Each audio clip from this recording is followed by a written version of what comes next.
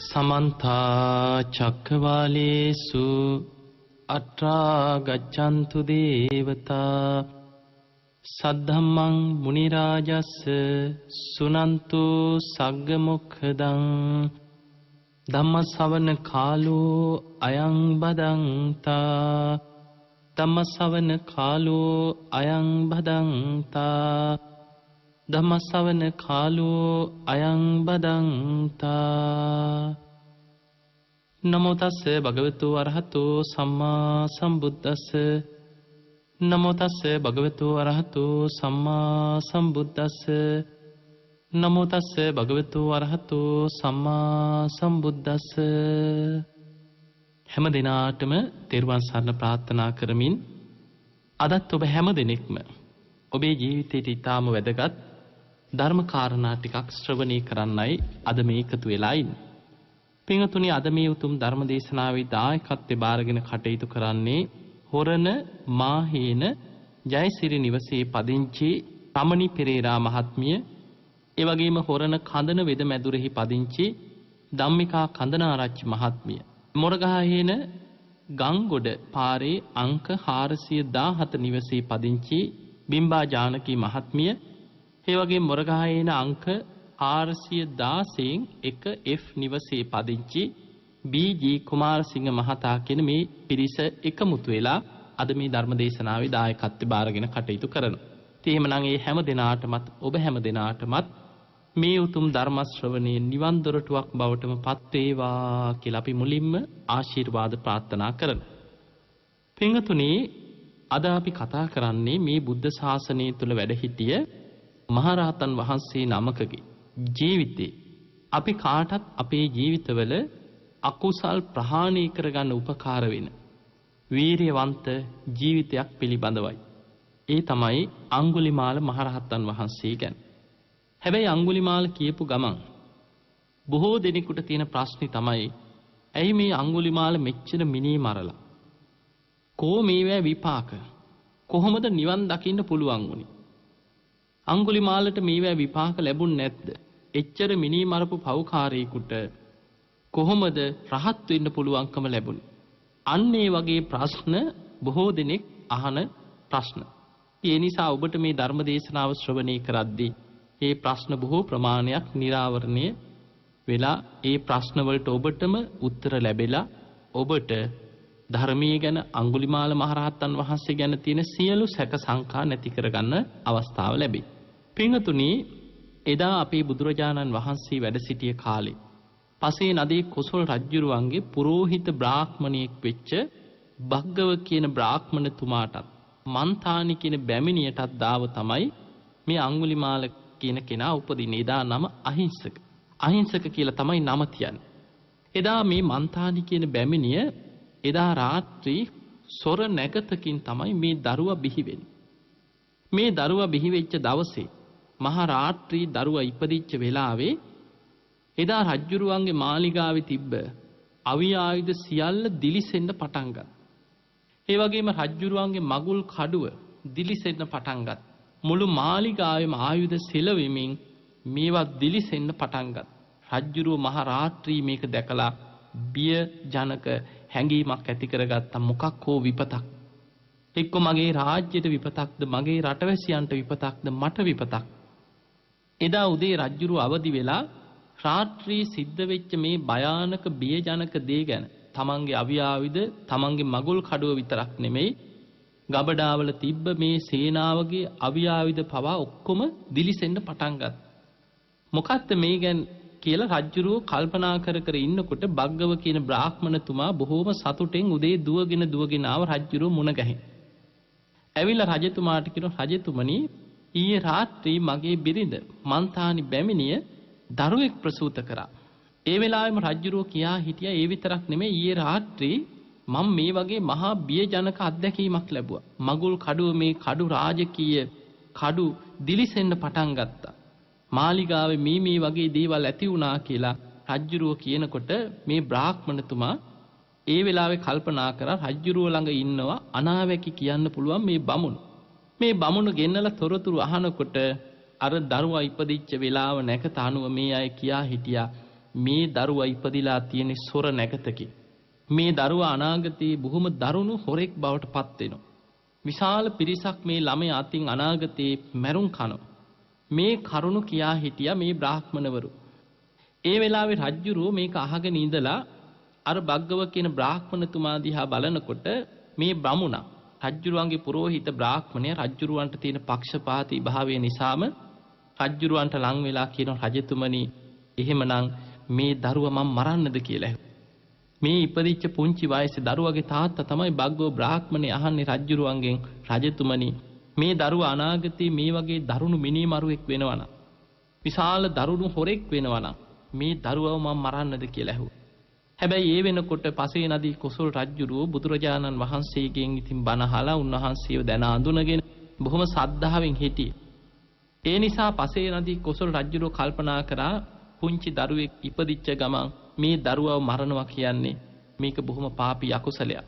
ඒ වෙලාවේ රජුරුව කොසල් රජුරුව අනාවැකි කියන අයගෙන් අහනවා මේ දරුවා අනාගතේ තනි හොරෙක්ද වෙන්නේ හොර නායකයෙක්ද වෙන්නේ? විශාල පිරිසක හොර නායකයෙක් වෙනවද? එහෙම නැත්නම් තනියෙන් හොරකම් කරමින් මිනී මරණ කෙනෙක් වෙනවද? මේ නැකත් සියල් පරීක්ෂා කරපු මේ බ්‍රාහ්මණුරු කියන රජතුමනි හොර නායකයෙක් නෙවෙයි තනි හොරෙක් බවට පත් වේ. ඒ වෙලේ රජුරෝ ඒක ඒ තරම් බියජනක දෙයක් නෙවෙයි. රජුරෝ කල්පනා කරා මගේ ළඟ මෙච්චර සේනාවක් ඉන්නවා. ඉතින් තනි හොරෙක් නම් අනාගතේ එයාවල්ල ගන්න එක මට හැටි දෙයක් නෙමෙයි. ඒ නිසා ওই පුංචි දරුවව දැන් පුංචි වයසේ අනතුරක් කරන්න එපා. ඔහි ලොකු මහත් වෙන්න බලමු. අනාගතේ එහෙම වුණොත් අපි ඒකට කරුණු යොදමු කියලා ඔන්න අර පියතුමාට භග්ගව බ්‍රාහ්මණතුමාට දැනුම් දුන්නා. දැන් ওই විදිහට තමයි මේ කුමාරයා ඉපදුනේ. හැබැයි නම තිබ්බා. ඒකට හේතුව තමයි මේ ආයුධ දිලිසුණත්. මේ මාලිගාවේ තියෙන අවි ආයුධ දිලිසුණාට මේ කිසිම ආයුධයකින් කෙනෙකුට හිංසාවක් පීඩාවක් උනේ නැහැ. අන්න ඒ නිසා අහිංසක කියන නම එදා මේ භග්ගව බ්‍රාහ්මණතුමා මේ මුල් කරගෙන තමයි එදා අහිංසක කියන නම තිබ්බේ. මේ දරුවා ටිකක් තරුණ වයසට එනකොට රාජකීය පුරෝහිතයෙකුගේ බ්‍රාහ්මණවරේ අර රාජකීය දරුවෝ රාජකුමාරවරු ඒ වගේම පුරෝහිතවරුන්ගේ දරුවන් අධ්‍යාපනය ලබන දිසාපාමු ඇදුරුතුමා ළඟට මේ දරුවා යොමු කරා ශිල්ප ශාස්ත්‍රය හදාරන්න.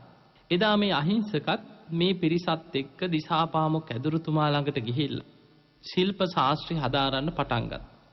ඒ වෙනුවෙන් ගිහිල්ලා බොහෝ කාලයක් තිස්සේ තමන් කැපකිරීම කරමින් දිසාපාමොක් ඇදුරුතුමා ළඟ නතර වෙලා අනෙක් රාජකීය දරුවන් අනෙක් අයත් එක්ක එකට දැන් ශිල්ප ශාස්ත්‍රය බොහෝ කාලයක් හදාරන.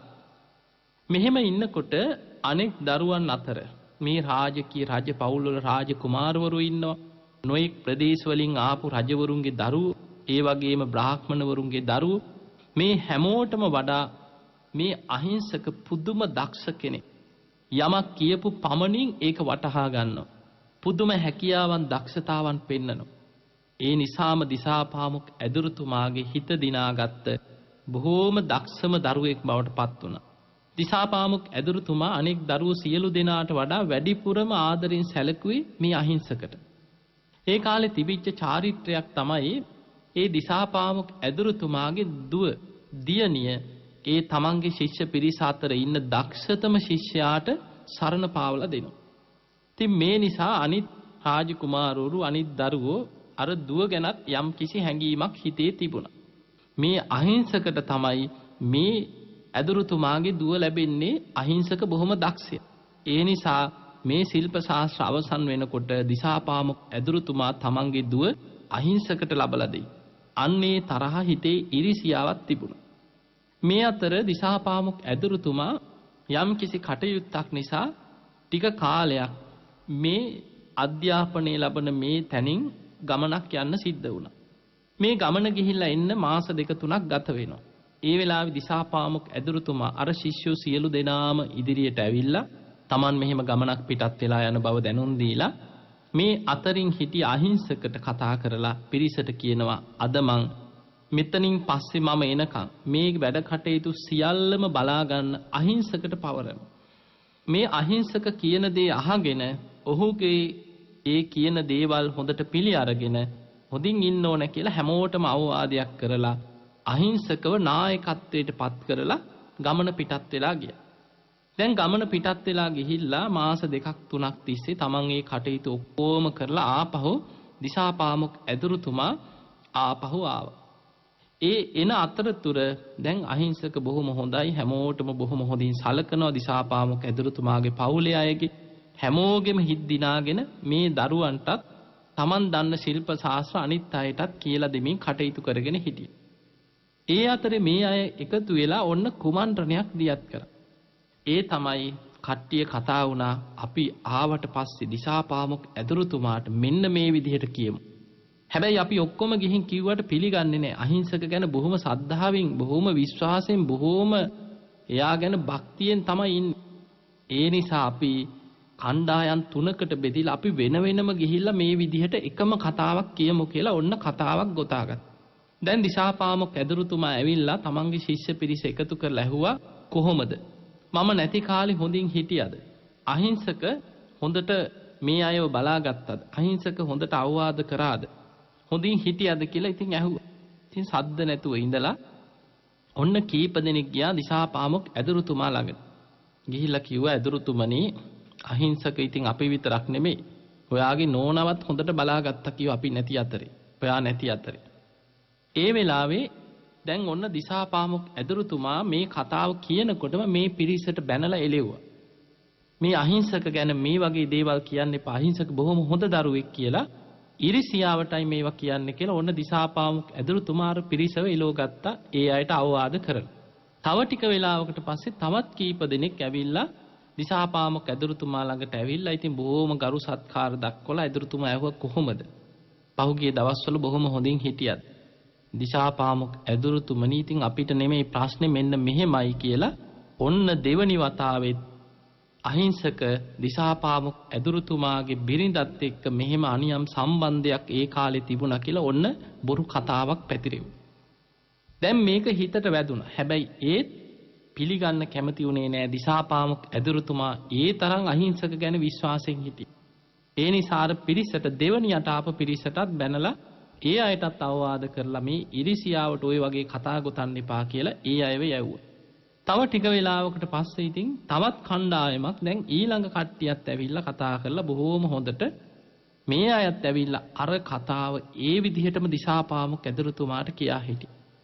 දිසාපාමොක් ඇදුරුතුමාට හිතුණා මේ හැමෝම එක එක්කෙනා මේ එකම විදිහට මේ කතාව කියන්නේ, එහෙනම් මම නැති අතරේ අහිංසක මේ මගේ බිරිඳයි මේ අය එක්ක මොනවා හෝ මේ වගේ අනියම් සම්බන්ධයක් තියෙන්නේ නැති. හරි, මම හොඳ දෙයක් කරන්නම්කෝ කියලා අන්න හිතට වෛරයක් තරහක් ඇති කරගත් අහිංසක ගැන. දැන් බලන්න, කෙනෙකුගේ දක්ෂතාවය, කෙනෙකුගේ හැකියාව මේවත් එක්ක ඉරිසියාව නිසා තමයි මේ වෛරය ඇති වුනේ. එතකොට බලන්න, ඉරිසියාව මත වෛර කරන වෛරක්කාරයෝ මොනතරම්නම් පරිගැනීම පිණිස කතා හදනවද? ඔවුන් නිඳා කරන්න, ඔවුන් කතා ගොතනවා. ඒවා සැලසුම් කරලා නිନ୍ଦා අපහාස කරන්න නොයෙක් උපක්‍රම යොදනවා. අන්න ඒක තමයි අහිංසකට උනේ. අන්තිමට දිසාපාමොක් ඇදුරුතුමා දැන් ශිල්ප ශාස්ත්‍ර උගන්වලා අවසන් වුණාට පස්සේ මේ පිරිස ගුරු පූජාවන් කළ පිටත් වෙලා යනකොට අහිංසකව තියාගෙන අහිංසකට කිව්වා, ඔබට එහෙම යන්න දෙන්න බෑ. ඔබ මට ගුරු පූජාවක් හැටියට මෙන්න මේ වගේ පූජාවක් කරොත් විතරයි ඔබට මේ ශිල්ප ශාස්ත්‍ර පිහිටන්නේ. මම ඔබට මේ උගන්වපු දේ ඔබ ණය ගෙවෙන්න නම් ඔබ මෙන්න මේ විදිහේ ගුරු පූජාවක් මට කරන්නට ඕන කියලා ඇඟිලි 1000ක ඇඟිලි මාලයක් ගෙනල්ලා මට ගුරු පූජාවක් හැටියට පූජා කරන්න කිව්වා. ඒ කියනකොටම අහිංසක, අනේ මං කොහොමද එහෙම කරන්නේ? මගේ අතින් කිසිම සතෙක් මං මරන්නේ නැති බොහොම අහිංසක කෙනෙක්. මං කිසිම ප්‍රාණඝාතයක් කරලා නැහැ. මං සත්තු මරන්නේවත් නැති කෙනෙක්. මං කොහොමද මිනිස්සුන්ව මරන්නේ? ඒ වෙලාවේ දිසාපාමොක් ඇදුරුතුමා දැඩිසේ ඒ මතේ හිටියා. මොකද ඔහු සැලසුම් කරේ පලිගන්න. තමන් අහිංසකගෙන් පලිගන්න යනවට වඩා මිනිස්සු ලව්ව මැරෙන්න ක්‍රමේ හදන්න තමයි ඔය සැලසුම් කරේ. අඟුලිමාල ඇඟිලි කපන්න ගියාට පස්සේ මිනිස්සුන්ගෙන් මැරුම් කයි. ඒ නිසා ඇඟිලි 1000ක ඇඟිලි මාලයක් ඉල්ලුවේ ගුරු පූජාවක් හැටියට මිනිස්සු ලව්ව මැරුම් කන්න ක්‍රමේ සැලසුම් කරවන්න. දැන් දිසාපාමොක් ඇදුරුතුමා ඒ මතේම හිටියා. අහිංසක මහ කැලේට ගිහිල්ලා වාඩි වෙලා කල්පනා කරා. කල්පනා කරලා හිත හදාගත්තා මම ගුරුවරයා වෙනුවෙන් මේ ගුරු පූජාව කරනවා. එහෙම හිත හදාගෙන ආයුධයක් අතට ගත්තා. ආයුධයක් අතට අරගෙන ඉස්සරලාම මිනිස්සෙක්ව මරපු වෙලාවේ එදා විශාල කම්පාවක් දුකක් හිතට ඇති වුණා. නමුත් තමන් හිත දැඩි කරගත්තා. මේ විදිහට තමයි මුලින්ම මිනිස්සු මරමින් ඇඟිලි කපන්න පටන් ගත්තේ. හැබැයි පින්වතුනි ඔබ බොහෝ වෙලාවට මේ අහලා තියෙන්නේ මේ අඟුලිමාල මේ ඇඟිලි කපපු කෙනා ගැන 999ක් මිනිස්සු මැරුවා. ඊට පස්සේ තමන්ගේ අම්මව මරලා ඇඟිල්ල කපන්න යනකොට තමයි බුදුරජාණන් වහන්සේ ආවේ. එතකොට සමහරු කියනවා ඉතින් ඔය 999ක් මරණකම් ඇයි බුදුරජාණන් වහන්සේ බලාගෙන හිටියේ? අන්න සමහරු එහෙමත් අහනවා. ඊළඟට කෙනෙක් හිතනවා මේ හරියටම 999මද මේ අර සාමාන්‍ය කඩවල වල බඩු විකුණන්න තියෙන ඔහොම ගණන් 999 790යි 499 790යි 500 කියලා දාන්නේ නැහැ කෙලි. අන්න ඒ වගේ දෙයක් මොකද්ද මේ නිකන් 999යි කියපුවා. පිංගතුනි හරියටම මේ 999 මැරුව නෙමෙයි ඇඟිලි 1000ක ඇඟිලි මාලයක් තමයි අවශ්‍ය වුනේ. එතකොට මුලදී අඟුලිමාල මිනිස්සු මරලා 7-8 දෙනා 10 15 මිනිස්සු මරලා ඔන්න ඇඟිලි ටිකක් එකතු කරගෙන මේ ඇඟිලි ටික අරගෙන ගිහිල්ලා ගස් බෙනවල හැංගුවා. ගල් ගුහාවල් වල හැංගුවා. හැබැයි දවස් 2-3කට පස්සේ තව ඇඟිලි ටිකක් කපාගෙන මේවා අරගෙන එනකොට කලින් ගෙනල්ලා හංගපු ඇඟිලි ඒවා සත්තු කාලා ගිහිල්ලා ගිජු ලිහිනියෝ වගේ මේ ලේ රහට මස් වලට ඇලුම් කරන මේ සත්තු ඇවිල්ලා මේවා ආහාරයට අරගෙන සමහර ඇඟිලි දවස් 3-4 යනකොට කුණු වෙලා යනවා. ඊට පස්සේ අඟුලිමාල කල්පනා කරා මේක මේ තැන් වල හංගලා හරියන්නේ සත්තු කනවා. ඒ නිසා බෙල්ල එල්ල ගන්න ඕන කියලා ඔන්න දැන් ඇඟිලි කපන ඇඟිලි බෙල්ලේ මාලයක් හැටියට එල්ල ගන්න පටන් ගත්තා. හැබැයි අපි දන්නවා ප්‍රායෝගික දේ ඒක අඟුලිමාලට සිද්ධ වුණා. එහෙම නැත්නම් කෙනෙක් හිතන්න පුළුවන් මේ ඇඟිලි මේවා කුණු උන්නේ නැද්ද? මේවා නිකන් ප්ලාස්ටික් ඇඟිලි වගේද? මේක කොහොමද විශ්වාස කරන්නේ? ඔය වගේ නොයේක් දේවල් මිනිස්සු හිතනවා. පින්වතුනි මේ අඟුලිමාල හාමුදුරු ගැන සඳහන් වෙන මේ අඟුලිමාල කතාවේ සඳහන් වෙන්නේ දැන් බෙල්ල එල්ල ගත්තට මේවා කුණු වෙලා යනවා. දැන් දවස් 2-3 යනකොට මේවා කුණු වෙලා ඇඟේ වැක්කිරෙනවා. ඊට පස්සේ කල්පනා කරා මේ එකා දෙන්න මරලා නම් මට කවදාවත් ඇඟිලි 1000ක් සම්පූර්ණ කරගන්න හම්බෙන්නේ නැහැ. ඒ වෙලාවේ අඟුලිමාල මහා වනාන්තරයකට ඇතුල් වෙලා මිනිස්සු ගැල් යන පාරවල් තියෙනවා. ගැල් 400 500 කරත්තවල බඩු අරගෙන මිනිස්සු යනවා. මේ යන පාරවල් වල මග රැකලා ඉන්නවා. මග රැකලා ඉඳලා මේ කරත්ත සියල්ලම යනකම් ඉඳලා කඩුව අමෝරාගෙන පස්සෙන් පන්නගෙන යනවා. අර කරත්ත සියල්ල පහු කරගෙන කරත්තවල ඉන්න අයට කඩුවෙන් කොටාගෙන කරත්ත පහු කරගෙන ඉස්සරහට යනවා. කෑ ගහගෙන කීප දෙනෙක් පැනලා දුවලා මහ වනාන්තරෙන් දුවලා කීප දෙනයි බේරෙන්නේ. අන්න අර මැරිලා වැටිච්ච අයගේ ඊට පස්සේ ඇඟිලි ටික කපාගෙන එකපාර ඇඟිලි 200ක් හොයාගන්න. ඊට පස්සේ මහ රාත්‍රී ගම්මාන වලට පනිනවා.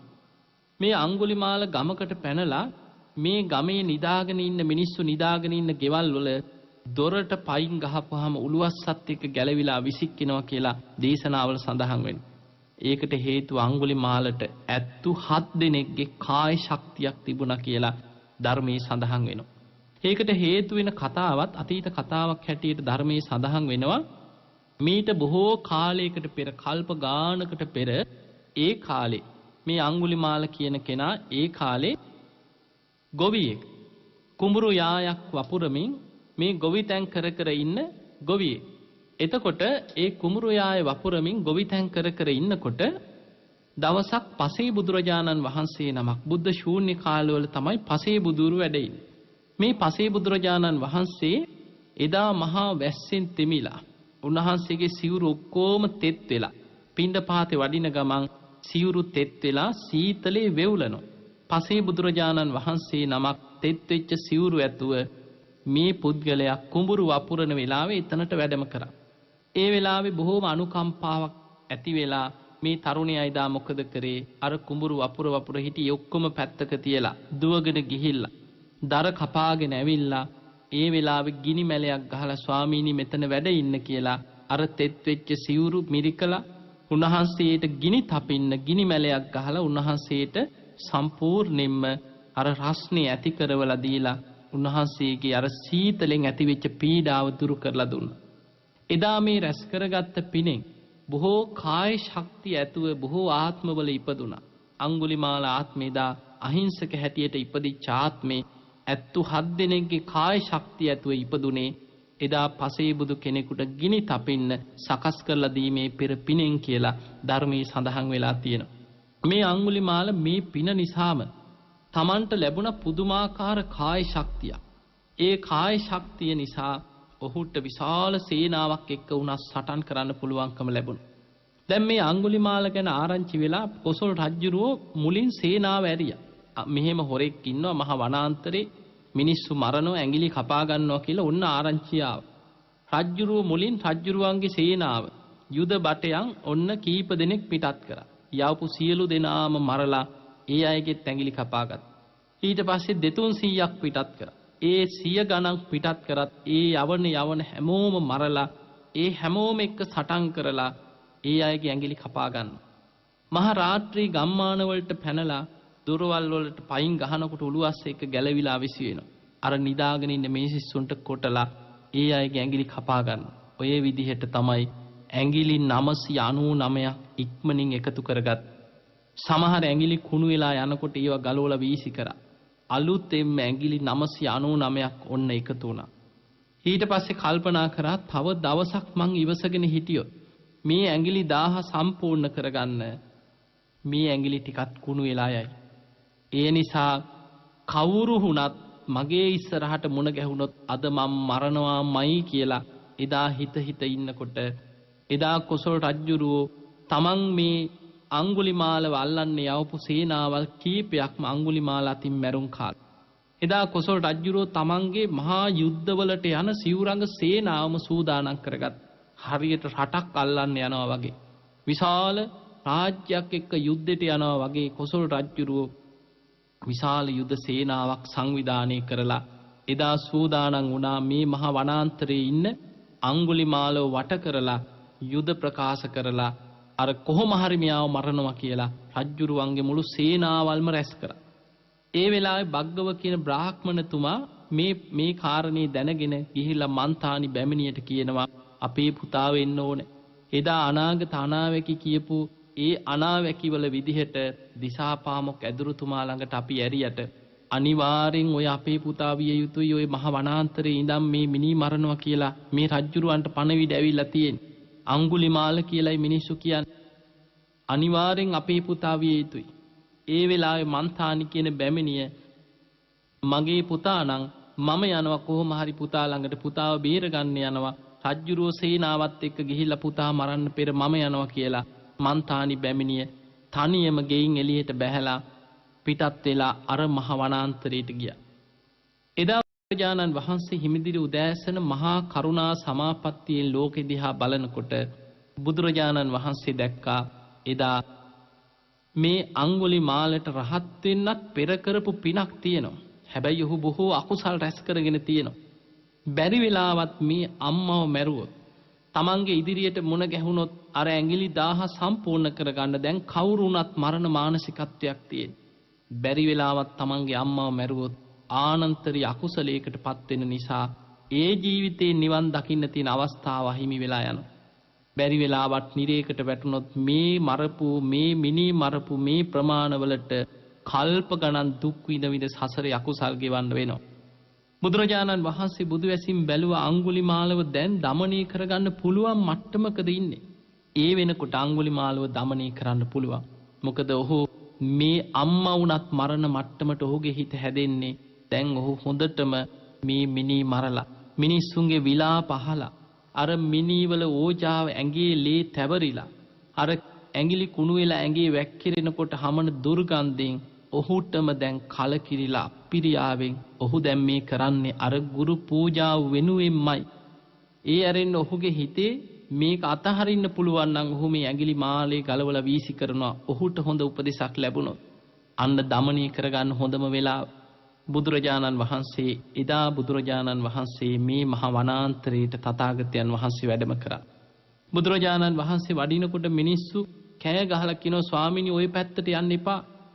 අර අඟුලිමාල කියලා ඇඟිලි කපා ගන්න මහා දරුණු මිනිස්සයයි නොයේ වනාන්තරේ ස්වාමීනි යන්න නම් එපා කි.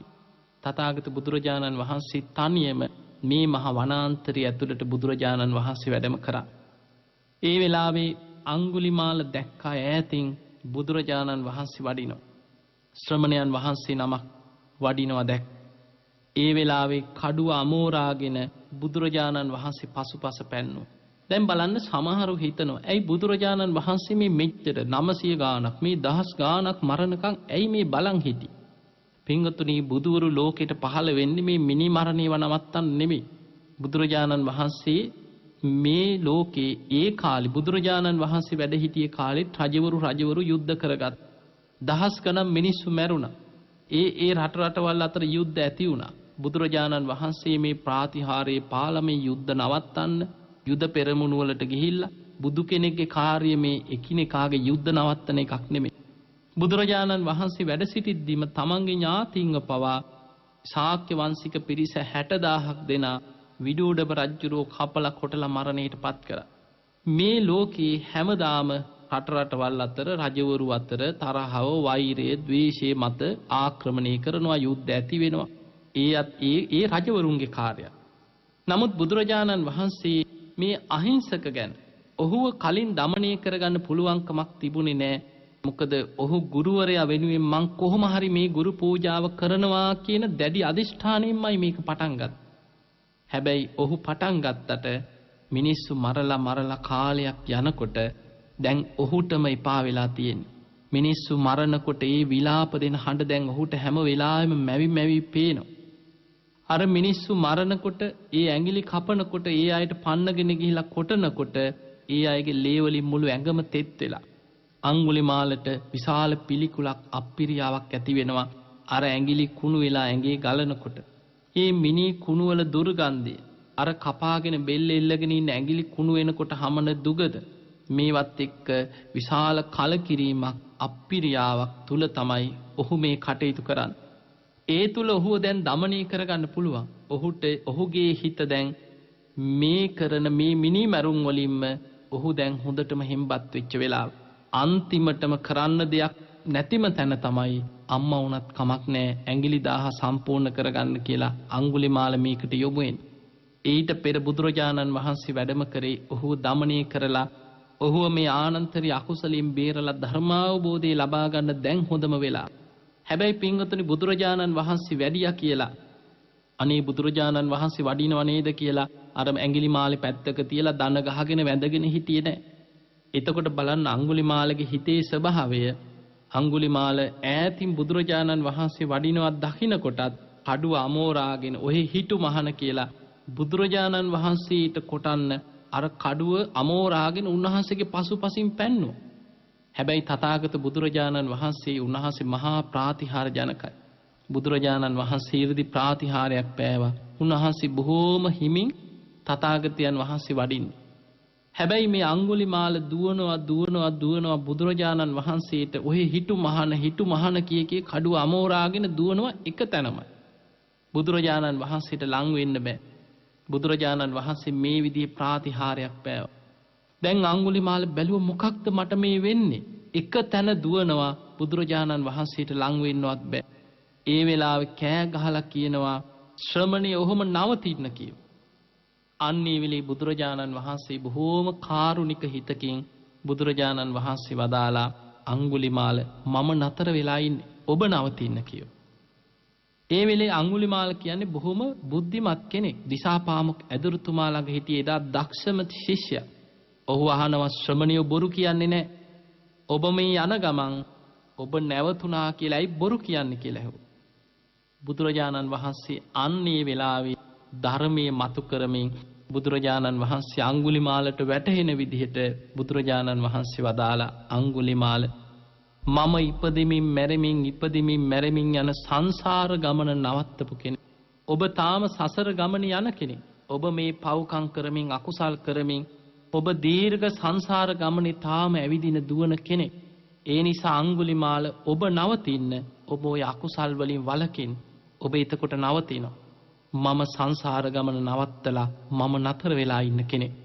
එහෙම කියලා බුදුරජාණන් වහන්සේ ඒ වචන ටික බුදුමුවින් දේශනා කරනකොටම අඟුලිමාලට වැටහුණා. අර ඇඟිලි මාලේ ගලවලා වීසි කරා. කඩුව පහලට වීසි කරා. එහෙම දන ගහගෙන වැඳගෙන අනේ ස්වාමීනි ඔබ වහන්සේ මේ මහ වනාන්තරයට වැඩියේ මාව බේර ගන්නමයි. අනේ ස්වාමීනි මටත් මේ උතුම් ධර්ම අවබෝධය ලබා දෙන සේක්වා. මටත් මේ භයානක සසර දුකෙන් මිදෙන මාර්ගය දේශනා කරන සේක්වා. මේ අකුසල් කර කර යන සංසාර ගමනින් මාව මුදව ගන්න සේක්වා කියලා බුදුරජාණන් වහන්සේ ඉදිරි අඟුලිමාල වැඳ වැටුණා. ඒ වෙලේ බුදුරජාණන් වහන්සේ අඟුලිමාලව එක් කරගෙන ගියා. එදා එක් කරගෙන ගෙනහිල්ලා අඟුලිමාලව පැවිදි කෙරෙව්වා. පැවිදි කරවලා බුදුරජාණන් වහන්සේ එදා අඟුලිමාල දැන් ස්වාමීන් වහන්සේත් එක්ක එදා ධම්සභා මණ්ඩපේ භික්ෂූන් වහන්සේලා අතර දැන් අඟුලිමාලත් පැවිදි වෙලා මේ භික්ෂූන් වහන්සේලා අතර වැඩ ඉන්නේ. ඒ වැඩ ඉන්න ගමන් පසේ නදී කොසල් රජුරෝ විශාල සේනාවක් පිරිවරාගෙන දැන් බුදුරජාණන් වහන්සේව බලන්න ආවා. මේ ආවේ යුද්ධයට යනවා වගේ යුද සේනාව පිරිවරාගෙන ආවේ බුදුරජාණන් වහන්සේට වැඳලා අවසරයක් අරගෙන යන්න. ඒකට හේතුව පිංගතුණී රජදරුවෝ යම් රටක් ආක්‍රමණය කරන්න ගියත් බොහෝ වෙලාවට වුන් බුදුරජාණන් වහන්සේට ඇවිල්ලා වන්දනා කරලා තථාගත බුදුරජාණන් වහන්සේට වැඳලා කරලා යනවා. සමහර වෙලාවට මේ යන ගමනේ අනතුරක් වෙනවා නම් බුදුරජාණන් වහන්සේ දේශනා කරાવી. මේ ගමන සුදුසුද නැද්ද කියලා තථාගතයන් වහන්සේ කියාවි. එවැනි විශ්වාසයක් තුල තමයි මේ එන්නේ. ඔබ දන්නවා බුදුරජාණන් වහන්සේගෙන් සුනීත වස්සකාර කියන අමාත්‍යවරු එදා අජාසත් රජුරු සුනීත වස්සකාර කියන අමාත්‍යවරු දෙන්න ඉවනවා ලිච්ඡවි රාජ්‍ය ආක්‍රමණය කරන්න පෙර බුදුරජාණන් වහන්සේට මේක දැනුම් දෙන්න. ඒ වෙලාවේ මේ සුනීත වස්සකාර අමාත්‍යවරු දෙන්න ඇවිල්ලා බුදුරජාණන් වහන්සේට වැඳලා කියනවා ස්වාමීනි භාග්‍යතුන් වහන්සේ මේ වන්දනා කරන්නේ අජාසත් රජුරෝ වෙනුවෙන්. අජාසත් රජුරෝ ලිච්ඡවි රාජ්‍ය ආක්‍රමණය කරන්න සූදානම් වෙනවා. තථාගතයන් වහන්සේට වන්දනා කරනවා. ඊට පෙර කියලා ඔන්න බුදුරජාණන් වහන්සේට වැඳලා මේ කාරණේ කියනවා. එතනදී බුදුරජාණන් වහන්සේ ආනන්ද හාමුදුරුවෝ යසල හිටියා. බුදුරජාණන් වහන්සේ වදාලා ආනන්ද ලිච්ඡවීන් තාම සප්ත අපරිහානීය ධර්ම ආරක්ෂා කරනවාද? ආනන්ද හාමුදුරුවෝ කියනවා ස්වාමීනි එහෙමයි. ලිච්ඡවීන් තාමත් තථාගත බුදුරජාණන් වහන්සේ දේශනා කරපු සප්ත අපරිහානීය ධර්ම ආරක්ෂා කරනවා.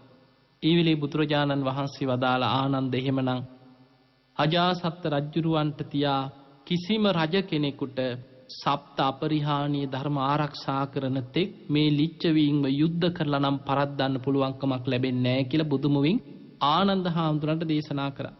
මේක අහගෙන හිටපු සුනීත වස්සකාර අමාත්‍යවරු දෙන්න බුදුරජාන් වහන්සේට වැඳලා ගිහිල්ලා තථාගතයන් වහන්සේ මෙන්න මෙහෙම ප්‍රකාශයක් කරා කියලා අජාසත් රජුරවන්ට දැනුම් දීපු වෙලාවේ රජුරෝ දැනගත්තා.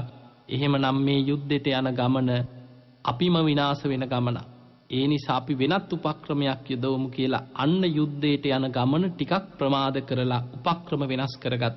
එතකොට අපිට පේනවා මේ වගේ රජවරු ඊට පෙර බුදුරජාණන් වහන්සේට වන්දනා කරලා කාරණේ කියනවා. ඒ වෙලේ බුදුමුවින් යම් ප්‍රකාශයක් බුදුරජාණන් වහන්සේ දේශනා කරොත් ඊට අනුව තමන්ගේ ඒ කටයුතු වෙනස් කරගන්න රජවරු හිතනවා. දැන් මේ පසේ නදී කොසල් රජුරෝ සේනාවත් එක්කම ඇවිල්ලා බුදුරජාණන් වහන්සේ ළඟට ඇවිල්ලා වන්දනා කරා. බුදුරජාණන් වහන්සේව රජතුමනි කොහෙද මේ මහා යුද්ධයකට යනවා වගේ මේ විශාල සේනාවක් පිරිවරාගෙන කොහෙද යන්නේ කියලා ඇහුවා. එතකොට කියනවා ස්වාමීනි භාග්‍යතුන් වහන්සේ අර අඟුලිමාල කියන දරුණු හොරා මිනිමරුවා අර මහා වනාන්තරයට වෙලා මිනිස්සුන්ව මරනවා. මේ බොහෝ මිනිස්සු ඇවිල්ලා රාජවාසල ඉදිරිපිට හඬා වැළපෙනවා. ඒ මිනිස්සුන්ට ගම්බින් වල ඉන්න බයයි. ගම් වලට පැනලා නිදාගෙන ඉන්න මිනිස්සුන්ව මරනවා. ඒ නිසා ස්වාමීනි මම මේ ප්‍රදේශේ රජුරුව හැටියට මගේ වගකීම මම මේ විශාල සේනාවක් අරගෙන යන්නේ මේ අඟුලිමාල කියන මේ හොරාව මරා ගන්න කිව්වා. ඔහුව මරන්නේ කිව්වා. ඒ වෙලේ බුදුරජාණන් වහන්සේ අහනවා රජතුමනි ඔය අඟුලිමාල බැරි වෙලාවත් පැවිදි වුණොත් එහෙම සීල ගුණ දහම් රැකගෙන පැවිදි ජීවිතයක් ගත කරොත් ඔබ මොකද කරන්නේ? ස්වාමීනි බැරි වෙලාවත් අඟුලිමාල පැවිදි වුණොත් නම් සීල ගුණ දහම් රැකගෙන ධර්මානුකූල ජීවිතයක් ගත කරොත් මම ඔහුට සමාව දෙනවා. මම ඔහුට අනෙක් භික්ෂූන් වහන්සේලාට වගේම සිවුරු පිරිකර පූජා කරමින් සිව්පසෙන් අප උපස්ථාන කරන මං ඔහුට ගරු කරනවා.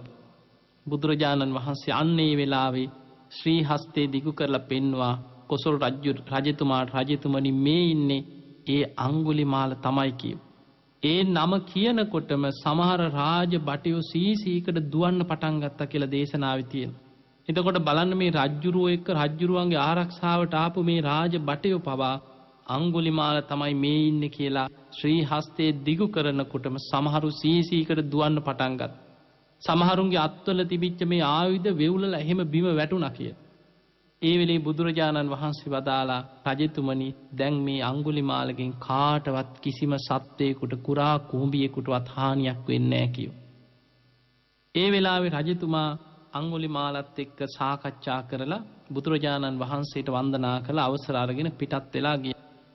දැන් ඔබට හිතෙන්න පුළුවන් මේ අඟුලිමාල ඔන්න ඔහොම තමයි පැවිදි වුනේ. දැන් ඉතින් පැවිදි වුණාට පස්සේ ඉතින් දැන් කරදර ඔක්කොම ඉවරයිනේ. දැන් අනේ පාඩුවේ ඉතින් බණ භාවනා කරගෙන දැන් ඉතින් හොඳට සීල සමාධි ප්‍රඥා වඩ아가ගෙන නිවන් දකින්න ඇති කියලා ඔහොම තමයි කෙනෙක් හිතන්නේ. පින්වත්නි තමන් කරපු අකුසල් වල විපාක සමහර කර්ම මෙලොව මතුවලා විපාක දෙනවා. ඒවට අපි කියනවා ditta ධම්ම වේදනීය කර්ම මෙලොව විපාක දෙන කර්ම තියෙනවා. සමහර කර්ම තියෙනවා මෙලොව නෙමෙයි විපාකේ හම්බෙන්නේ ඊළඟ ජීවිත. ඒකට කියනවා උපපච්ච වේදනීය. තවත් කරන කර්මයන්ගේ විපාක තියෙනවා අපරාපරිය වේදනීය විදිහට විපාක එනවා. නිවන් දකින්නකන් සසරේ පස්සෙන් පන්න උපෝපං හැම ආත්මිකම විපාක දිදී ඇවිල්ලා නිවන් දකින්න ආත්මෙත් විපාක ලැබෙනවා. එතකොට මේ තමන් කරන කර්මයන්ගේ විපාක ලැබෙන ක්‍රමවේද තියෙනවා. සමහර ඒවා ditta ධම්ම වේදනීය, සමහර කර්ම උපපච්ච වේදනීය, අපරාපරිය වේදනීය. ඒ අතර අඟුලිමාලත් මේ කරපු අකුසල් වල විපාකවල කොටසක් මෙලව ditta ධම්ම වේදනීය වශයෙන් විපාක වින්දා. කෙනෙක් හිතන්න පුළුවන් අඟුලිමාල හාමුදුරන්ට අනේ කොහොමද රහත් වෙන්න පුළුවන් වුනේ? හැබැයි උන්වහන්සේ පැවිදි වෙච්ච දවසේ ඉඳන් උන්වහන්සේ නිවන් දකින්නකන් උන්වහන්සේ පිරිනිවන් පානකන් උන්වහන්සේගේ ජීවිතය තුළ බොහෝ දුක් ගැහැට විඳපු කෙනෙක්. දැන් අඟුලිමාල හාමුදුරුවෝ පැවිදි වෙලා උන්වහන්සේ පාත්‍ර සිවුරු දරාගෙන අනෙක් ස්වාමීන් වහන්සේලා වගේ පිණ්ඩපාතේ වඩිනවා. අඟුලිමාල හාමුදුරුවෝ යම් ගමකට පිණ්ඩපාතේ වඩිනවා නම් අන්න ඈතදී මුලදී මිනිස්සු බය වුණා කියනවා. අන්න අර අඟුලිමාලයා ඉනවා කියලා මිනිස්සු සීසීකට දුවන්න පටන් ගත්තා. පස්සේ මේ අය දැනගත්තා නෑ පැවිදි වෙලා ඉන්නේ. දැන් උන්වහන්සේගෙන් කිසිම කරදරයක් නෑ. දැන් අපිට මේ කපන්න කොටන්න මරන්න ඉන්නේ නෑ. දැන් ඉන්නේ පාත්‍රයක් අරගෙන. හැබැයි මේ මිනිස්සු අතරේ තරහ වෛරය තියෙනවා. ඔය සිවුරක් පුරවගෙන පාත්‍රයක් අරන් ආවට අපේ අම්මා මැරුවේ ඔන්න ඔයා තමයි. අපේ තාත්තා මැරුවේ ඔන්න ඔය මිනි මරුව තමයි. ඔය සිවුරක් පුරවගෙන බිම් බලාගෙන ආවට අපේ බාප්පා මැරුවා, අපේ තාත්තා මැරුවා, අපේ අයියා මැරුවා, ඇඟිලි කපාගත්තේ මෙන්න මූ තමයි කියලා මිනිස්සු අල්ලගෙන ගහනවා. ගමකට ආවනම් ගමේ මිනිස්සු ගහමින් පහර දෙමින් අඟුලිමාල හාමුදුරුවෝ ලේ පෙරාගෙන සිවුරු ඉරාගෙන උන්වහන්සේ නොයේක් විදිහේ පීඩා විඳිමින් ඉස්සර තිබිලා තියෙන මැටි පාත්‍ර භික්ෂුන් වහන්සේලාට මේ පාත්‍ර කුඩු වෙනවා. සිවුර ඉරිලා යනවා. ලේ පෙරාගෙන ගිහිල්ලා බුදුරජාණන් වහන්සේ ඉදිරියේ පෙනී ඉන්නවා. බුදුරජාණන් වහන්සේ අඟුලිමාල හාමුදුරන්ට වීරිය ඇති කරනවා. අඟුලිමාල ඔබ වීරිය වඩන්න. ඔබ අප්‍රමාදී වෙන්න. ඔබ මෛත්‍රියම පුරුදු කරන්න. ඔබම කරපු අකුසල් වල විපාක තමයි ඔබේ පස්සෙන් ඔය එන්නේ. ඒ නිසා අඟුලිමාල ඔබ වීරියෙන් මේ අකුසල් ප්‍රහාණය කරගෙන කොහොම හරි නිවන් දකින්න උත්සාහ කරන්න. නැත්නම් ඔබට බොහෝ කාලයක් සසරේ මේ කරපු කර්ම විපාක ගෙවගෙවා යන්න වෙනවා. ඔබ අප්‍රමාදී වෙන්න. අඟුලිමාල හාමුදුරුවෝ යන තැන පිණ්ඩපාත යන පාරවල් වල නොඑක් මාර්ගවල ඔය වගේ නිතර මිනිස්සුන්ගෙන් ගුටි කන්න පටන් ගත්තා. සමහරු ගල් මුගුරු වලින් දමර ගහනවා, පොළු වලින් ගහනවා. ලේ පෙරාගෙන උන්වහන්සේ ඒත් හැරිලවත් වෛරසිතකින් බලන්නේ නැහැ. අඟුලිමාල හාමුදුරුවෝ මෛත්‍රියම පුරුදු කරන්න පටන් ගත්තා. දේශනාවල සඳහන් වෙනවා අඟුලිමාල හාමුදුරුවෝ පාත්‍රය අතට අරගෙන පියවරෙන් පියවර මෙනෙහි කරනවා. මේ පිණ්ඩපාත යන ගමනේ මට මුණ ගැහෙන සියලු දෙනා මට පහර දෙන අයද, මට බනින අයද, මට නිඳා කරන අයද, මගේ හතුරෝද මිතුරෝද නෑයෝද නොනෑයෝද මේ සියලු දෙනා සුවපත් වේවා, සුවපත් වේවා, සුවපත් වේවා. වෛර නැත්තෝ වෙත්වා, තරහ නැත්තෝ වෙත්වා, ඉරිසියා නැත්තෝ වෙත්වා, දුක් පීඩා නැත්තෝ වෙත්වා. මට නිඳා කරන අයද, මට බනින අයද, මට පහර දෙන අයද, මට දඬු මුගුරු වලින් අවි ආයුධ වලින් පහර දෙන හිංසා පීඩා කරන මේ අයත් මේ උතුම් ධර්මයේම අවබෝධ කරගනිත්වා කියලා සුවපත් වේවා කී තමයි පිණ්ඩපාතේ වඩි. අඟුලිමාල හාමුදුරන්ගේ අකුසල් කොච්චර බලවත්ද කියන්නේ ධර්මයේ සඳහන් වෙනවා. යම් පාරක සමහර වෙලාවට මිනිස්සු රැකලා ගැහුවේ නැතත් ගහකට කවුරු හරි ගලක් ගැහුවොත් ඒ අසලින් අඟුලිමාල හාමුදුරුවෝ ගියොත් මේ ගල කැරකිලා එන්නේ අඟුලිමාල හාමුදුරන්ගේ ඔළුවට කියන. කවුරු හරි ගහකට පළතුරු වලට අඹගෙඩියකට හරි ගලක් පොල්ලක් ගැහුවොත් ඒ අසලින් යනවනම් අඟුලිමාල හාමුදුරුවෝ ගියොත් ඔළුවටම කැරකිලා එනවා කියන. එතකොට බලන්න අපි සාමාන්‍ය කියමනට කියනවා පව්කාරයට අහ කියන ගලුත් වදිනවා කියලා.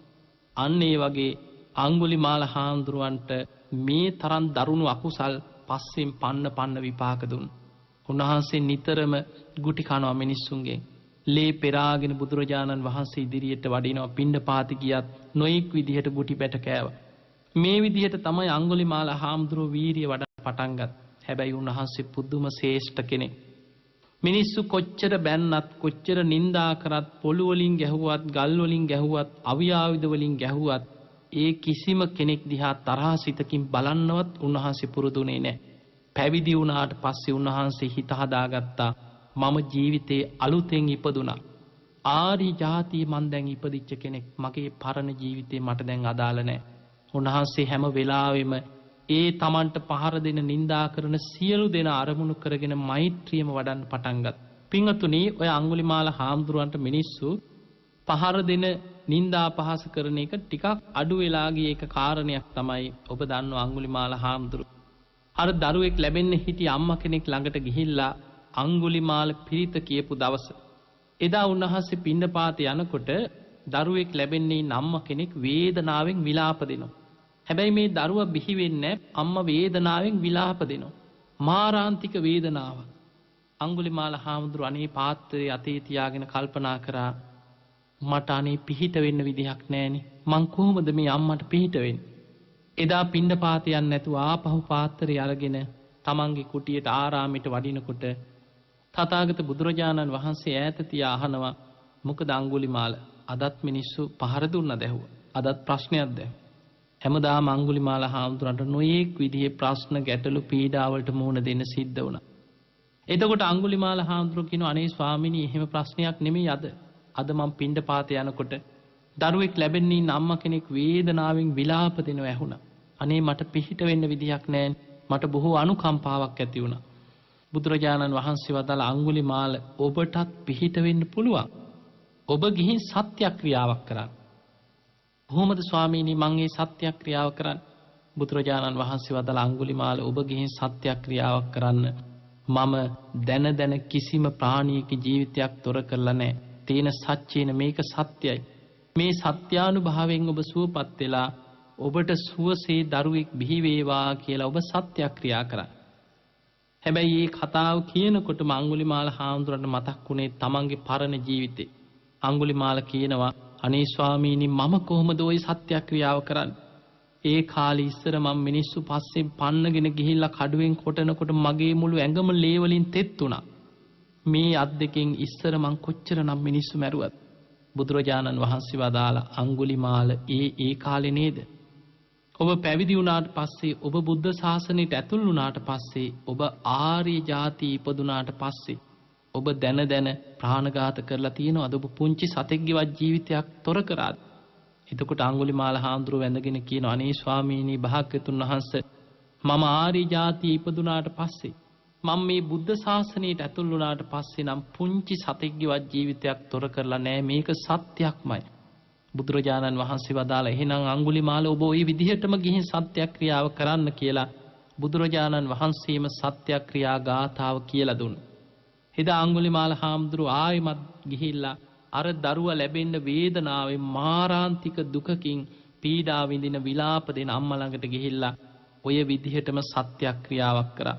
යතෝ හම් බගිනි පින්වත් නංගී අරියාය ජාතියා ජාතෝ මම ආර්ය ජාති ඉපදුනාට පස්සේ ඒ කියන්නේ බුද්ධ ශාසනයට ඇතුල් වුණාට පස්සේ සංචිච්ච පාණං ජීවිත අවෝරෝපේතා දැන කිසිම ප්‍රාණියක ජීවිතයක් තොර කරේ නැහැ. තේන සච්චේන මේක සත්‍යක්මයි. සොත්තිතේ හෝති සොත්ති ගබ්බස්සාති මේ සත්‍යානුභාවයෙන්ම ඔබ සුවපත් වේවා. සුවසේ දරුවා බිහි වේවා කියලා සත්‍යක්‍රියාව කරනකොටම වේදනාව නැති වුණා. ඒ සැනින් දරුවා බිහි වුණා. මේ වෙලාවේ මෙතන රැස් වෙලා මාරාන්තික වේදනාවකින් විලාප දෙනකොට රැස් වෙලා හිටිය පිරිස පුදුමයටපත් වුණා. මේ අඟුලිමාල ස්වාමින් වහන්සේ ඇවිල්ලා මේ සත්‍යක්‍රියාව කරනවත් එක්කම අර අම්මා කිසිම වේදනාවක් නැතුව දරුවා බිහි කරා. අන්න එතනදි විශාල කීර්ති රාවයක් මිනිස්සු අතර පැතිරෙන්න පටන් ගත්තා. ඒ කාලේ මිනිස්සු මැරුවට දැන් අඟුලිමාල බොහොම අහිංසක කෙනෙක්. මේ පැවිදි වෙච්ච දවසේ ඉඳන් බුද්ධ ශාසනය තුල නම් පුංචි සතෙක්ගේවත් ජීවිතයක් තොර කරලා නැහැ. සත්‍යයි කියලාම උන්වහන්සේ සත්‍යක්‍රියාවක් කරා ඉදා. ඒ වෙලාවේ කිසිම වේදනාවක් නැතුව දරුවා බිහි වුණා. අන්න එදා ඉඳන් තමයි මිනිස්සුන්ට අඟුලිමාල හාමුදුරුව ගැන ගෞරවයක් හිතේ ඇති වෙන්න පටන් ගත්තේ. දැන් බලන්න පින්වතුනි, බුදුරජාණන් වහන්සේ පිරිනිවන් පාල අවුරුදු 2500 ගාණක් වෙනවා. ඒ කාලේ වැඩ සිටි අඟුලිමාල මහරහතන් වහන්සේත් ඒ කාලෙම පිරිනිවන් පෑවා. තාමත් අදටත් මේ බෞද්ධ අම්මලා දරුවෙක් හම්බෙන්න ඉන්නකොට අදටත් අඟුලිමාල පිරිතේ ආශිර්වාද ලැබනවා. ඔබ බලන්න ඔබේ අම්මා ඔබ ලැබෙන්න ඉන්නකොට අඟුලිමාල පිරිත කිව්වේ නැද්ද කියලා ඔබ අහලා බලන්න. ඔබ අම්මා කෙනෙක් නම් ඔබේ කුසට දරුවෙක් ආපු වෙලාවේ ඔබ දරුවා ලැබෙන්න ආසන්න වෙනකොට පන්සලට ගිහිල්ලා ස්වාමින් වහන්සේලා ලවා අඟුලිමාල පිරිත කියවලා ඒ ආශිර්වාදය අතටත් ලබනවා. බුදුරජාණන් වහන්සේ දේශනා කරා මේ බුද්ධ ශාසනයේ පවතින තාක් ඒ අඟුලිමාල හාමුදුරන්ගේ සත්‍යක්‍රියාව බලගතුයි කියලා. එතකොට පින්වත්නි අපිට පේන කෙනෙක්ගේ ජීවිතය තුළ පෙර වැරදි මොනතරම් වැරදි තිබුණත් කෙනෙකුට බුද්ධ ශාසනය තුළ සම්පූර්ණයෙන්ම නිවැරදි කෙනෙක් බවට පත් වෙන්න පුළුවන්. ඒ නිසා මේ අඟුලිමාල හාමුදුරන්ගේ ජීවිත කතාව තුළින් ඔබේ ජීවිතයට ඇති කරගත යුතු දැඩි අදිෂ්ඨානය තමයි ඒ තරම් මිනි මරපු ඒ තරම් පව්කම් කරපු අඟුලිමාලට රහත් වෙන්න පුළුවන්කම ලැබුණේ වීරිය නිසාමයි. ආතාපි සම්පජානෝ සතිම, දැඩි වීරියක් තිබුණා මං කොහොම හරි නිවැරදි කෙනෙක් බවට පත් වෙනවා. උන්වහන්සේ හොඳ සිහියෙන් කාලය ගත කරා. හිතට තරහ සිතුවිල්ලක්වත් ඇති වෙන්න ඉඩ නොදී හොඳ නුවණක් යෙදෙව්වා. බුදුරජාණන් වහන්සේගේ අවවාද අනුශාසනා ඒ විදිහටම පිළිගත්. පැවිදි වෙච්ච දවසේ ඉඳන් මිනිස්සු කොච්චර Tamanට පහර දුන්නා, ගල් මුල් වලින් ගැහුවා, අවියාවිද වලින් පහර දුන්නත් ඒ හැම දෙනා ගැනම සුවපත් වේවා කී මෛත්‍රියම වඩන්න පටන් ගත්තා. එතකොට කෙනෙක්ගේ ජීවිතේ මොනතරම් ද්වේෂ සහිත පුද්ගලයෙක් වුණත් මෛත්‍රිය ඔස්සේ ඔහුගේ හිත দমনය කරන්න පුළුවන්. විසිරෙන හිතක් සමාධියක් ඔස්සේ দমনය කරන්න පුළුවන්. රාග සහිත හිතක් අසුභය ඔස්සේ দমনය කරගන්න පුළුවන්. විතරාගී හිතක් බවට පත් කරගන්න පුළුවන්. ඒ නිසා අඟුලිමාල හාමුදුරුවන්ටත් එදා පුළුවන්කම ලැබුණා තමන්ගේ පරණ වැරදි සියල්ල හදාගෙන කුසල් දියුණු කරගෙන සබ්බ පාපස්සකරණ ඒ පාපී අකුසල් සියල්ලෙන් වැළකීලා කුසලස් උපසම්පදා පැවිදි ජීවිතයේ තුල බුද්ධ ශාසනය තුල ආර්ය ಜಾති ඉපදුනාට පස්සේ කුසල් දහම් රැස් කරගෙන කුසල් දහම් දියුණු කරගෙන සචිත්ත පරියෝදපණං තමන්ගේ හිත බුද්ධ ශාසනය තුල দমনය කරගන්න සමත විදර්ශනා භාවනා වඩාගෙන උතුම් වූ අරහත්වයට පත් වෙලා මේ බුද්ධ ශාසනය තුල මහරහතන් වහන්සේ නමක් හැටියට පිරිනිවන් පාන්න උන්වහන්සේට පුළුවන්කම ලැබුණා. එහෙමනම් පින්වතුනි, මේ අඟුලිමාල මහරහතන් වහන්සේ එදා අපිට උන්වහන්සේගේ මේ ජීවිත කතාව තුළින් අපිට ගන්න තියෙන ආදර්ශය තමයි අපේ ජීවිත තුළ ආනන්තරී අකුසලයක් කරපු කෙනෙකුට විතරමයි මේ බුද්ධ ශාසනය තුළ නිවන් අවබෝධ කරගන්න බැරි. මේ ජීවිතේ නිවන් දකින්න බැරි. ඒ අකුසලේ නිසා ඔහුගේ ධර්ම අවබෝධ කිරීමේ කුසලතාවය වැහිලා යනවා. අනික් ඕනෑම කෙනෙකුට වීරියෙන් පරණ වැරදි හදාගෙන අප්‍රමාදීව ධර්මයේ කරා ගිහිල්ලා ජීවිතේ සම්පූර්ණයෙන්ම ධර්මාවබෝධයේ කරා ජීවිතයක් මෙහෙව ගන්න පුළුවන්. එහෙමනම් ඔබ හැමදෙනාම ඔබේ ජීවිතයේ තුලත් ඔබ දැඩි අදිෂ්ඨානයක් ඇති කරගන්න මම කොහොම හරි මගේ ජීවිතයේ තුල තියෙන මේ පුංචි අඩුපාඩු සුළු වැරදි අඩුපාඩු මේවා හදාගෙන මං සියලු වැරදි අඩුපාඩු වලින් වළකිනවා. සියලු අකුසල් වලින් වළකින කෙනෙක් බවට පත් වෙනවා. මම අප්‍රමාදීව කුසල් වඩාගෙන කුසල් දහම් පින් දහම් දියුණු කරගෙන හිත දමනය කරගෙන මමත් මේ බුද්ධ ශාසනය තුල නිවන් අවබෝධයේ පිණිසම හික්මෙන කෙනෙක් බවට පත් වෙනවා කියන දැඩි අදිෂ්ඨානය ඔබ හැම දිනාගේම ජීවිතවල ඇති කරගන්න. ඒ පිණිස ඔබ හැම දිනාටම ශක්තිය, ධෛර්යය, වීරිය, වාසනාවම ලැබේවා කියලා අපි ආශිර්වාද ප්‍රාර්ථනා කරනවා. පින්වත්නි අද මේ උතුම් ධර්ම දේශනාවෙන් රැස් කරගත්ත සියලුම පින සියලු දෙවියන්ට අනුමෝදන් කරමු. දෙවියෝ මේ පින් දැක බල අනුමෝදන් වෙත්වා. දෙවියන්ගේ දිව්‍ය අසීසුරු වර්ධනය කරගෙන සියලු දෙවියෝ වහවහ සසර දුකින් අත මිදේවා කියලා සාදු කියලා දෙවියන්ට පින් අනුමෝදන් කරමු. ඒ වගේම අද ධර්ම දේශනාවේ දායකත්වයේ බාරගෙන කටයුතු කරන ඒ පිරිස් අතර රමණි පෙරේරා මහත්මිය විසින් බලාපොරොත්තු වෙනවා ජනවාරි 29 වෙනි දින උපන්දිනයේ යෙදුණු ස්වාමි පුරුෂයා වන තිලක් සිසිර කුමාර මහතාටත් ජනවාරි 21 වෙනි දින උපන්දිනයේ යෙදුණු නන්දාවතී කරුණානායක මෑණියන්ටත් නිදුක් නිරෝගී භාවයේ තුන්රුවන්ගේ ආශිර්වාද රැකවරණීම සැලසේවා කියන ආශිර්වාද ප්‍රාර්ථනාව. ඒ වගේම 2004 වසරේ අභාව ප්‍රාප්ත වන්නට යෙදුණු ජයසේකර මුදලාලි පියාණන් ඇතුළු ප්‍රේමරත්න අතුකෝරල මාමණ්ඩිය ඇතුළු සියලු මිය පරලොවගිය ඥාතීන්ට පින් අනුමෝදන් කිරීම. එහෙමනම් මේ පවුලේ මිය පරලොවගිය සියලු ඥාතීන් මේ පින් අනුමෝදන් වෙලා වහවහ සසර දුකින් අත මිදේවා කියලා සාදු කියලා අපි ඥාතීන්ටත් පින් අනුමෝදන් කරමු. ඒ වගේමයි අද ධර්ම දේශනාවේ දායකත්වයේ බාරගෙන කටයුතු කරන ධම්මිකා කන්දනාරච්චි මහත්මිය. ඒ වගේම රාජා කන්දනාරච්චි මහත්මාගේ ආදරණීය දෙමාපියන් වන පරලෝ සැපත් SP මාරසිංහ මහතා සහ CP අබේසිංහ මහත්මියටද ඒ වගේම DB කන්දනාරච්චි වෙද මහතා සහ RDL කන්දනාරච්චි මහත්මිය යන ඒ මිය පරලොව ගිය අයට දෙපාර්ශ්වයේම පරම්පරාගත මියගිය සියලු ඥාතීන්ට පින් අනුමෝදන් කිරීම ඒ අයගේ අරමුණු අතර සඳහන් වෙනවා. ඉතින් එහෙමනම් ඒ නම් සඳහන් කරපු ඥාතීන් වගේම මිය පරලොව ගිය සියලු ඥාතීන් මේ පින් අනුමෝදන් වෙලා වහවහ සසර දුකින් අත මිදේවා කියලා අපි සාදු කියලා පින් අනුමෝදන් කරමු. ඒ වගේම බිම්බා ජානකී මහත්මිය විසින් දරු දෙදෙනාගේ ඉගෙනීමේ කටයුතු සාර්ථක කරගන්න තුන්රුවන්ගේ ආශිර්වාද රැකවරණීම සැලසේවා කියන ආශිර්වාද ප්‍රාර්ථනය. ඒ වගේම මියගිය ස්වාමි පුරුෂයා වන දයාලාල් උක්වත්තගේ මහතා ඇතුළු සංසාරගත සියලුම ඥාතීන්ට මේ පින් අනුමෝදන් වෙලා ඒ හැම දිනාම වහවහ සසර දුකින් අත මිදේවා කියලා ඒ අයට පින් අනුමෝදන් කරනවා. ඒ වගේමයි අද දායකත්වයේ දරන පින්වතුන් අතර BG කුමාරසිංහ මහතා විසින් බලාපොරොත්තු වෙනවා පවුලේ සියලු දෙනාට උතුම් වූ ධර්ම අවබෝධයේ චතුරාර්ය සත්‍ය ධර්මයේම අවබෝධ වේවා කියන ප්‍රාර්ථනයත්. ඒ වගේම මිය පරලොවගේ G බන්දුසේන පියාණන් G විමලසේන G අජිත් ඒ වගේම G මංජුල යන සහෝදරයන්ට හා සංසාරගත සියලුම ඥාතීන්ට පින් අනුමෝදන් කරන්න බලාපොරොත්තු වෙනවා. ඉතින් එහෙමනම් මේ පවුල්වල මිය පරලොවගේ ඥාතීන් ඇතුළු ධර්ම ශ්‍රවණය කරපු ඔබ හැම දෙනා නමෙන් මිය පරලොවගේ ඥාතීනුත් ඔබ සිහිපත් කරගන්න. ඒ සියලු ඥාතීන් මේ පින් දැක බලා අනුමෝදන් වෙත්වා. ඒ අයගේ පරලොව ජීවිත සැපවත් වේවා සුවපත් වේවා. වහවහ සසර දුකින් අත මිදේවා කියලා අපි සාදු කියලා ඥාතීන්ට පින් අනුමෝදන් කරමු. දායකත්වයේ දරුවේ පින්වත් හැම දිනාටමත් ධර්ම ශ්‍රවණය කරපු ඔබ හැම දිනාටමත් ලක්වාසී ලෝවාසී සියලු දිනාටමත් net කාර්ය මණ්ඩලයේ දරුවන් ඇතුළු සියලු දිනාටමත් මේ සියලු පිනෙන් ඔබ හැම දිනාම නිදුක් වේවා නිරෝගී වේවා සුවපත් වේවා. සියලු දෙවියන්ගේ පිහිට රැකවන තුනුරුවන්ගේ ආශිර්වාදය ඔබ හැම දිනාටම සැලසේවා. හැම දිනාටම උතුම් වූ ධර්මාවබෝධයම ලැබේවා ලැබේවා ලැබේවා කියලා අපි ආශිර්වාද කරමු. ආකාසට්ඨා චුම්මට්ඨා දේවානාගා මහිද්దికා පුඤ්ඤන්තං අනුමෝදිත්වා චිරන් රක්ඛන්තු ලෝක සාසනං. ආකාසට්ඨා චුම්මට්ඨා දේවානාගා මහිද්దికා පුඤ්ඤන්තං අනුමෝදිත්වා චිරන් රක්ඛන්තු දේශනං.